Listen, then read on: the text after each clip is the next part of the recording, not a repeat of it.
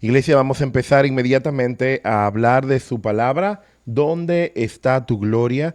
Es un tema que hemos, así como sido dirigidos para compartir esta palabra y vamos a compartirla desde ya en el nombre del Señor.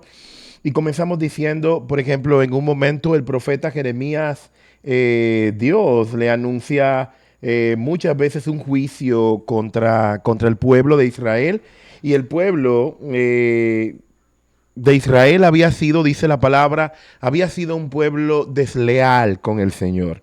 Había sido un pueblo que había quebrantado el pacto, el acuerdo que Dios había hecho con ellos, Él como Dios, pero el pueblo también de Israel, para que sea su pueblo y que no levantara ningún tipo de otros dioses. Entonces, que no sea el Dios de los ejércitos. Pues entonces hubo un quebrantamiento, alguien fue desleal al pacto y quien fue desleal precisamente no fue el Señor, sino fue el pueblo entonces de Israel.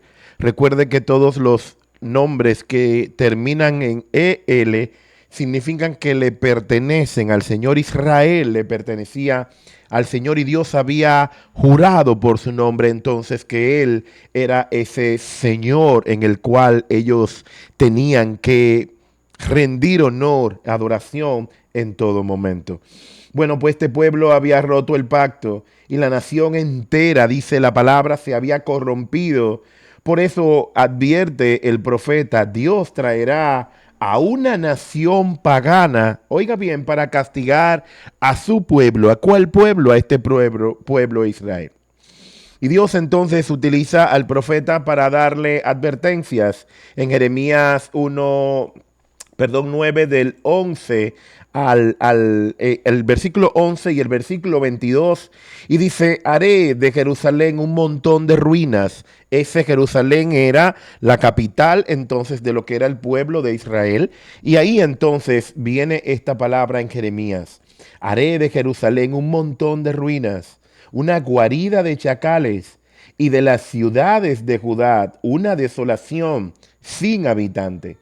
Los cadáveres de los hombres caerán como estiércol sobre la superficie del campo y como gavillas tras el segador, sin haber quien los recoja.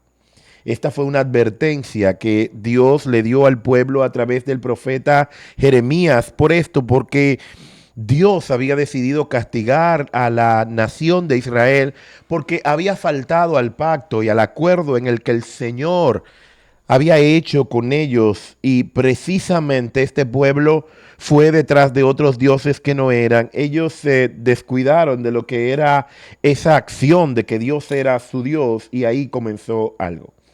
Esta advertencia de la cual hemos leído en hace un momento atrás se cumple con la llegada del imperio babilónico, el pueblo de Babilonia, que era un pueblo pagano.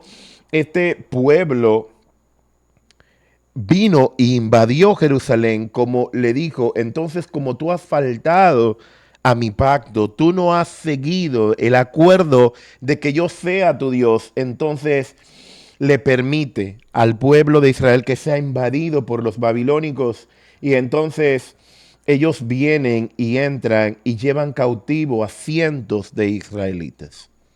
Una de las cosas que a Dios eh, no le agrada es que su pueblo vaya en pos de otros dioses que no sea Él. Pero sobre todo algo en el que el Señor permite para llamar la atención a su pueblo es que a veces nosotros caemos en manos que no son precisamente de Dios, sino de aquellos que precisamente no confían ni sirven al Señor. Pero eso Dios lo utiliza para llamar la atención de su pueblo. Y eso es algo muy interesante que llama la atención. ¿Qué sucede? Dios utilizó al rey Nabucodonosor y a todo su ejército para juzgar y castigar el pecado de la infidelidad del pueblo de Dios. El hombre había pecado y había sido infiel. Y Dios utiliza a Nabucodonosor, un rey de un dios pagano y de una Babilonia que está lejos de ser de la voluntad de Dios. Y dice así, mire, sin embargo, la admonestación de Jeremías continúa diciendo que el castigo del Señor se extendería no solamente al pueblo de Israel, a su capital, Jerusalén, sino a todas las naciones, porque era grande la desobediencia que había hecho el pueblo de Dios con Dios, que Él decide llamarle la atención a todas las demás naciones. ¿Qué sucede en este contexto de juicio? Dios traerá juicio para Israel. En ese momento de la historia se dan esas cosas. Y bueno, este contexto de juicio, Dios hace la solemne declaración a través del profeta Jeremías y dice, mire, ustedes no se gloríen, no se gloríe el sabio en su sabiduría, ni se gloríe el poderoso en su poder, ni el rico en sus riquezas. El mensaje expone que la insensatez de confiar en las cosas que este mundo valora como son y la tiene como centrales, como básicas, que son la riqueza, la sabiduría y el poder. Tres cosas poderosas en este mundo que todo el mundo quisiera tener en una doble porción. Esta confianza se hace aún más insensata cuando consideramos nosotros que es inminente el juicio de Dios y nosotros seguimos confiando en nuestras fuerzas y seguimos confiando entonces en nuestras maneras de nosotros a nosotros mismos edificarnos y deleitarnos en nosotros mismos. ¿Qué sucede con Jeremías? Jeremías quería recordarle al pueblo de Israel que lo único que importa es conocer verdaderamente al Señor y ser salvos por su mano. ¿Qué mejor para nosotros ser salvos por la mano del Señor para todas las cosas que puedan ocurrir en nuestras vidas? Es de necio, cita así, es de necio gloriarse en lo que este mundo considera valioso y deseable, si al final de todo será juzgado por el Señor. ¿De qué le serviría al hombre tener sabiduría, tener poder, tener riquezas, si seríamos juzgados por un Dios para luego pasar a una eternidad lejos de Él?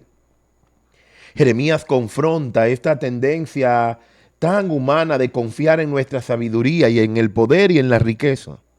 Muchas veces uno dice, bueno, no tengo que estudiar porque yo me lo sé, pero ¿por qué no prepararnos para algo, aunque sea en oración? Es bueno presentarnos delante de Dios, es bueno reconocer que somos suficientes cuando el Señor está con nosotros y es suficiente en nuestras vidas.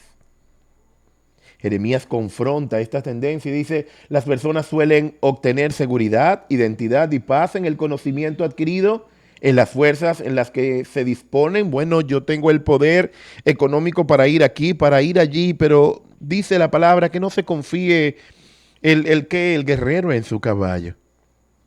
No se confíe el hombre en su sabiduría, ni en su poder, ni en sus riquezas.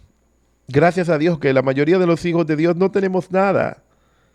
Pero sí nos confiamos nosotros en un Dios que está ahí latente, caminando con su pueblo. Esta mañana hablaba al pueblo en la iglesia de la mañana, en la presencial, y hablábamos acerca de esto en el que solamente en el Señor es que el hombre encuentra su deleite y la capacidad de que nuestras vidas sean saciadas. Pero le hablábamos de una manera en el que, ¿por qué en muchos momentos determinados de la vida, cuando nosotros entendemos que tenemos que luchar por nuestras propias fuerzas, viene la mano del Señor y nos lleva también a ciertas situaciones para que nosotros comencemos a depender de Él? No de las cosas en las que nosotros creemos que no tenemos o que sí tenemos, sino que Dios se muestre suficiente para cada uno en medio de todas nuestras vidas. A nosotros nos gusta que descansar en la seguridad y en la identidad del conocimiento adquirido, las fuerzas que nosotros disponemos, los bienes que poseemos y todo lo que nosotros tenemos igual tiene que ser rendido ante la presencia del Señor. Hay muchas veces en el que a la iglesia presencial repito estas palabras porque la mayoría de los cristianos nos gustaría tener riquezas. Pero yo le digo a los cristianos que les gustaría tener riquezas, es decir, todo lo que poseas le pertenece al Señor.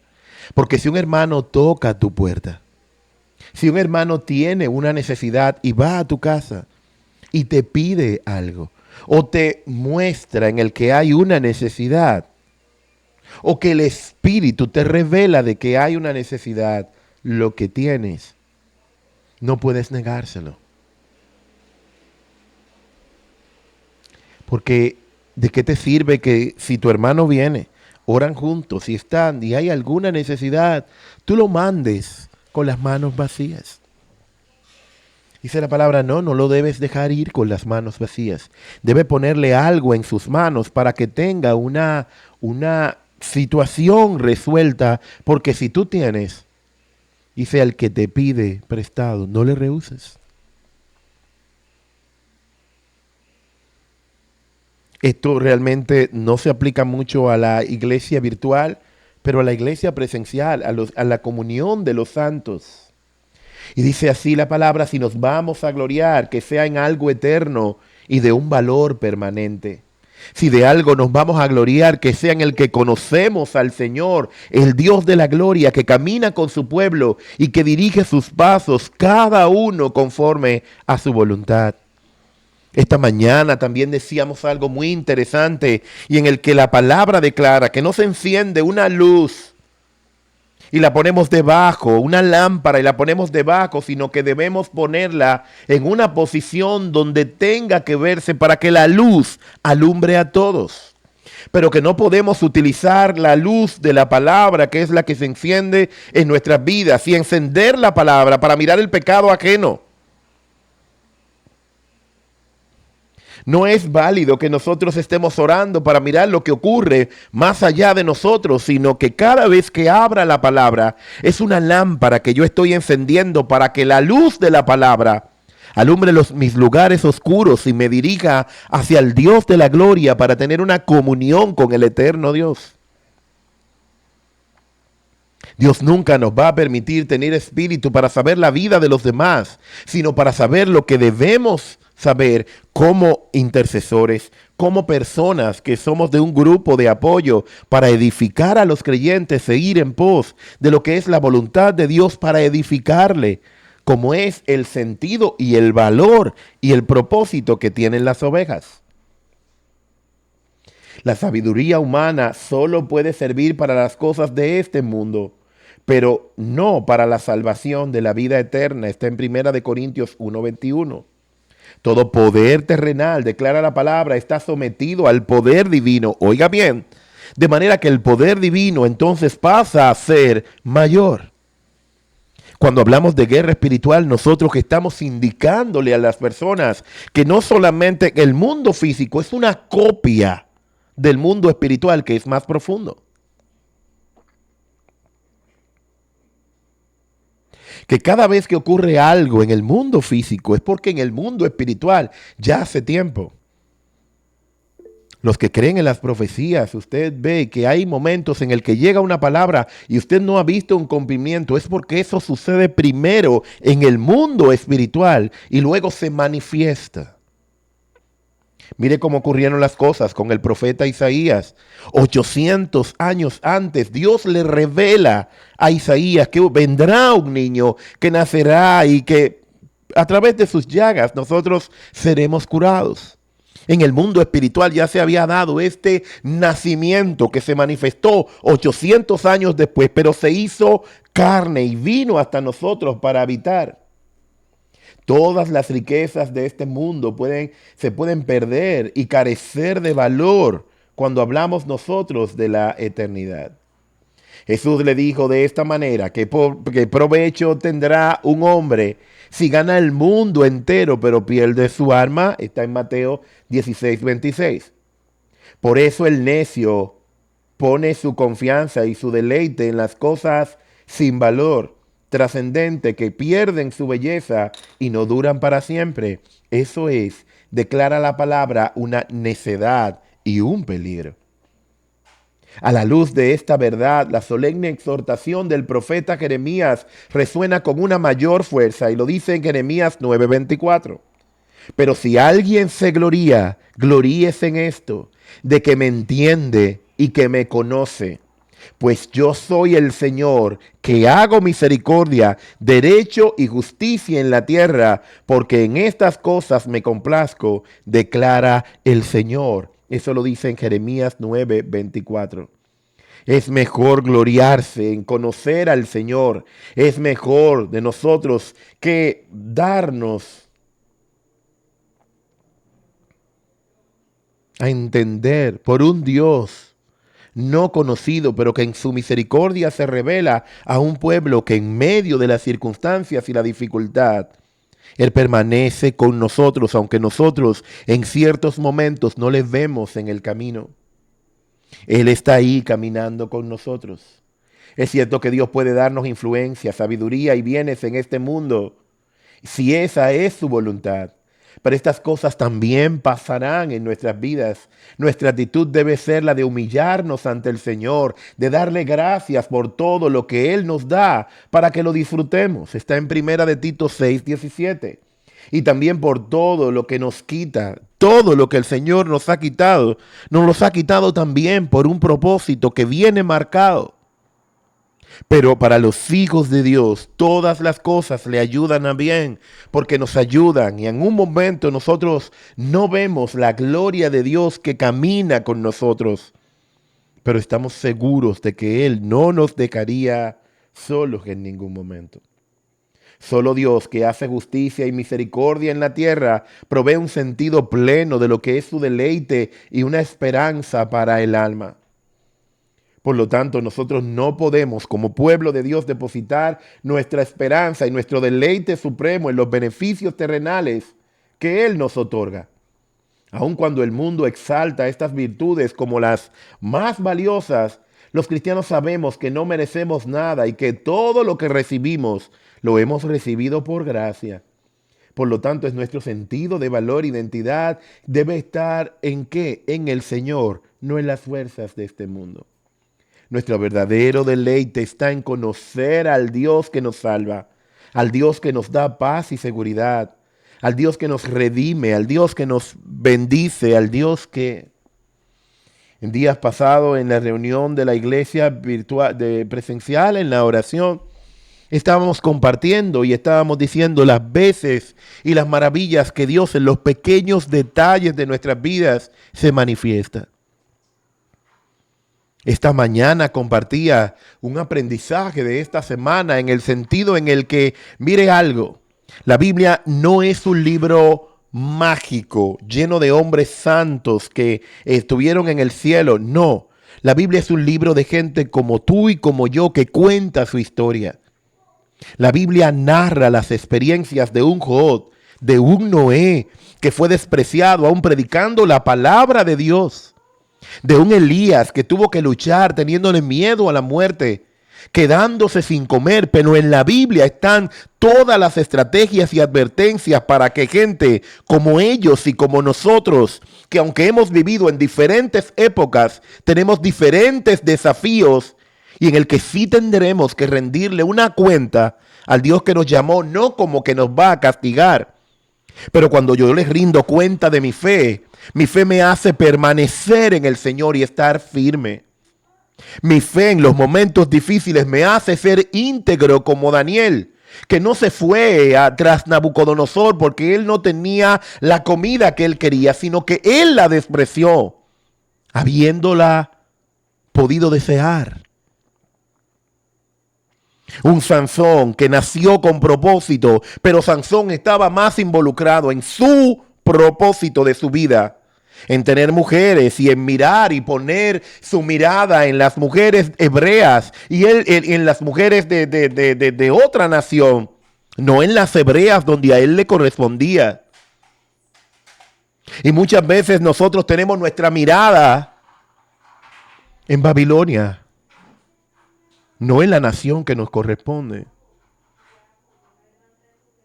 Muchas veces nosotros pudiéramos convertirnos en estatuas de sal en un momento determinado porque miramos hacia atrás, no literalmente, sino que estamos anclados a algo que ya pasó y no hacemos como Pablo, que nos incita a nosotros a poner nuestra mirada en Jesús y a desechar lo que ya ha pasado y a extendernos hacia lo que está delante. ¿Dónde está mi gloria en el momento de la necesidad? ¿Dónde estuvo Job? ¿Y qué hizo Job? Ahí nos enseñó la palabra qué hacer en los momentos donde nosotros no sabemos qué hacer.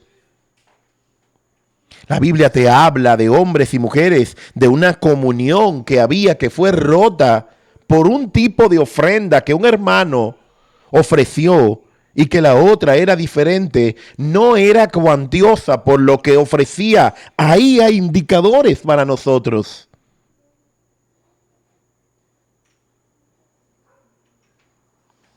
Y siendo hermanos, siendo creados por el mismo Dios, por las mismas personas, criados bajo la misma costumbre, tenían diferentes corazones.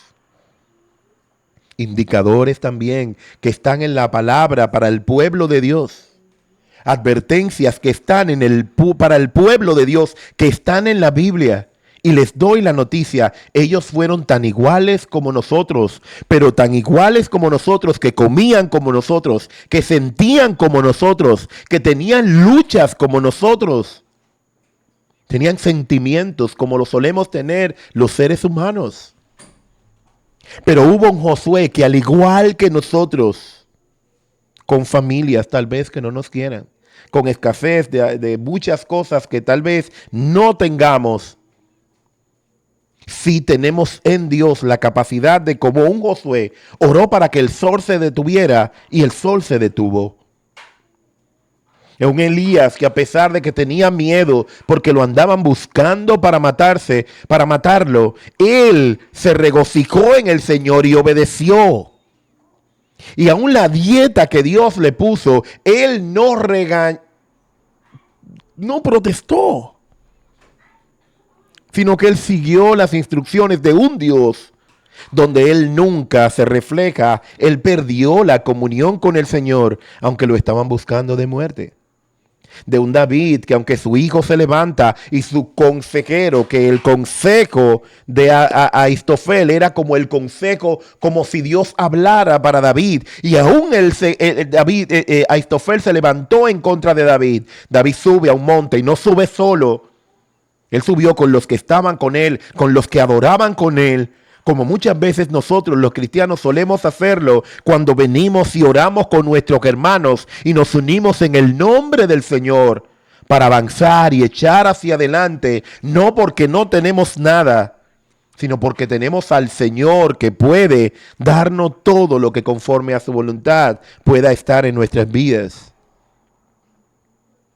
¿Por qué está escrita la Biblia? Una de las cosas que he aprendido a ser crítico de lo que leo. ¿Por qué al abrir la palabra me señala cosas en las que yo soy el que tengo que enfocarme si he decidido abrir y encender la lámpara? Cuando abro la Biblia, estoy encendiendo mi lámpara para que sea iluminado todo lo que se necesite ser iluminado en mi vida, no en la vida de los demás. No es para yo saber lo que ocurre en otro lugar. El Señor también tiene cuidado de otro lugar. Si Él cuida de las aves, cuidará también de mí. Si Él cuida de aquellos que confían en Él, pues yo confío en Él, Él cuidará de mí. Para cerrar esta noche, ¿en qué nos gloriamos? En conocer al Señor. Yo compartía un testimonio de esos, de los tantos, y decía, en el momento más crudo de mi vida, la última prueba, así era bien difícil. Y en medio de esa dificultad, cuando ya yo no tenía fuerzas, ya yo me sentía morir. Yo escuché esa voz en mi habitación. Yo no había dormido en meses, sin dormir, largos meses. Un dormilón como yo. Y así sentir ahora, así sin fuerzas, adórame. Yo no sé de dónde conseguí fuerzas. Pero dije, sí, yo te voy a adorar. Y te voy a adorar de corazón. Y comencé a adorar. Y me paré del lugar donde estaba porque no tenía fuerzas para estar de pie. Y me paré para adorar al Señor. Y caminé en mi habitación adorando a la voz conforme a la fuerza que tenía. Y comencé a adorar. Cuando comencé a adorar, utilicé ya la poca energía que tenía hasta que caí.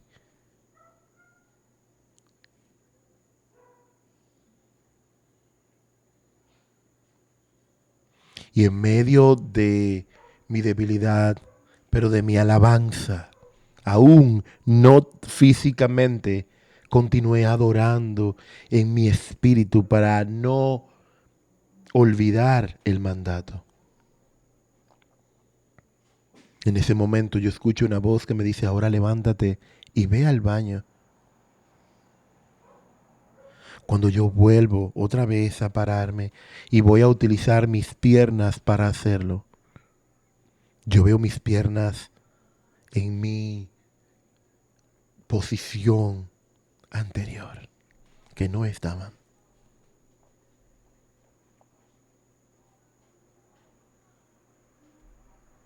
Y todo lo que estaba tan alterado en mí, todo había vuelto a una normalidad en cuestiones de que 17 minutos, los que Dios me pidió que adorara. Yo le decía a la iglesia esta mañana, ojalá yo poner mi corazón y mi convicción en ustedes, en el que la alabanza a Dios cambia las cosas.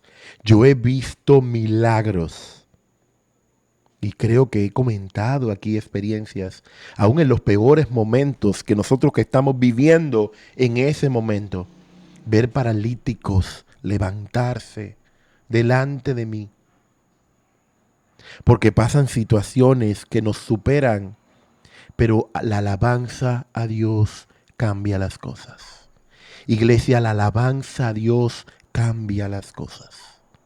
He visto de todo ocurrir delante de mí. Y bueno, yo decía esta mañana, cada vez que mi esposa me ve las piernas, ella alaba y bendice al Señor. Y ella tiene que decir verdaderamente, ay Dios, porque ella que es mi cercana sabe y ha visto la gloria de Dios.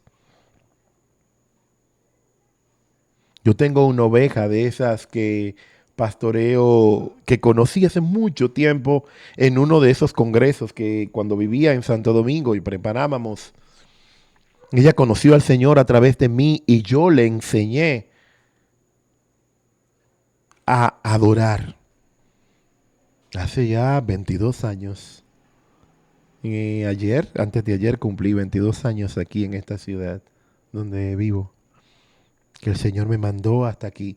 Pero antes de eso, yo estaba en otro lugar y yo enseñé a esa persona a adorar y le busqué herramientas de cómo adorar y le compré libros para que ella sepa qué era la adoración. Y ella ahora es una anciana. Y ella me dice, pastor, mi mejor bendición fue que usted me enseñó a lo que es la alabanza y la adoración, porque ella me dice, ella era muy rica. Y ella dice, yo he visto de todo cuando yo me paro y adoro. Yo le puedo decir de manera personal, la alabanza a Dios cambia ambientes, cambia las cosas, cambia de todo. Ya para terminar, ya comentábamos el viernes en la reunión de oración, aún en los mínimos detalles. Hubo uno de estos días en la semana en el que, bueno, estaba aquí en la casa y estaba ocupado entre las cosas de la tarea, la lectura de la Biblia y un montón de cosas. Y un amigo italiano me escribió y yo le respondo y le dice, ¿qué está? ¿Qué tal estás? Y me dice, tenemos que juntarnos. Y decía, sí, tenemos que juntarnos. Yo le dije un día para que hagamos una rica pasta porque me muero por comer una pasta.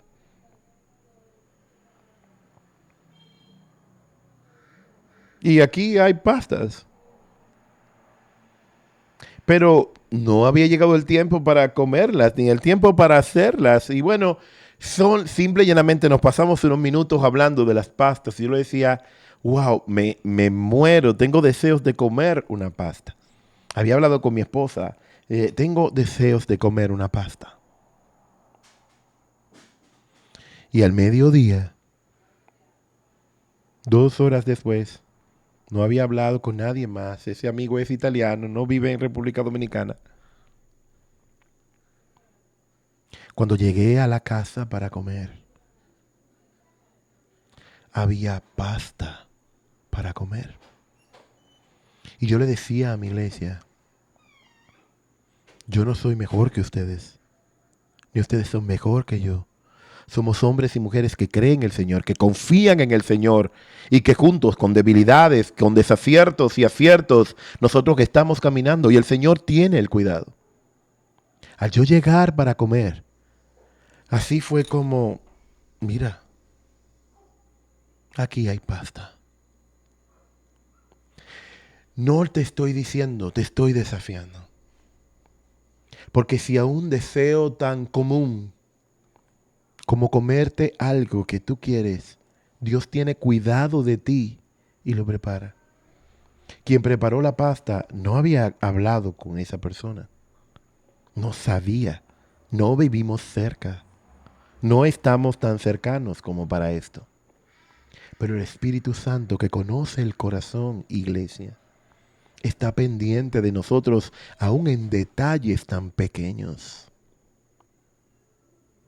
Yo decía, pero si el Señor tiene cuidado, Él puede hacer eso mismo con el resto de su pueblo, que somos su pueblo. En los momentos donde tenemos necesidad, el Señor nos puede responder. Vamos a activar nuestra fe para estar firmes en un Dios que es fiel todo el tiempo. Para cerrar, yo te desafío, ¿cuál es tu gloria? Que tú creas en un Dios que da pastas para comer cuando tú la necesitas. Cuando hay necesidades, yo estoy hablando y ustedes me están mirando por cosas que yo le diga al Señor una sola vez, yo lo necesito. Cuando se dañó el micrófono dice, Padre, no tengo dinero para comprar el micrófono y tengo un micrófono aquí que yo no lo pagué. Una cámara nueva que yo no la pagué. Pero tampoco le dije a nadie. Le había dicho al Señor, en el que había necesidades para estas cosas. Hubo en un momento en el que estaba comprando los medicamentos y olvidé decirle al doctor que me hiciera la indicación del medicamento y se quedó. Es un poquito complicado ahora por el seguro y todo lo demás. Se quedó el medicamento y eso. Y dice, bueno, me queda 2 días del medicamento y no lo tengo porque fue un error mío no indicarle al doctor. Simple y llanamente, el día que me di cuenta, dije, Señor, necesito el medicamento. De todos los medicamentos que se habían comprado, tengo para 3 meses. Pero del que me faltaba, tengo para 6 meses. La mano de Dios hizo eso. Te reto a creer, te reto a confiar. Porque el Dios de República Dominicana es el Dios de Canadá, de Estados Unidos, de Puerto Rico, de Cuba, de Chile, de Perú, de donde usted quiera. Pero es el Dios de nuestras vidas. Yo no confío más que usted, no es verdad. Nos alimentamos de lo mismo. Adoramos en el mismo lugar. Oramos en el mismo lugar. Necesitamos plantarnos en el Señor y gloriarnos en nuestro Hacedor para que Él haga su voluntad en nuestras vidas. Y esa voluntad siempre será buena, siempre será agradable y siempre será perfecta para nosotros.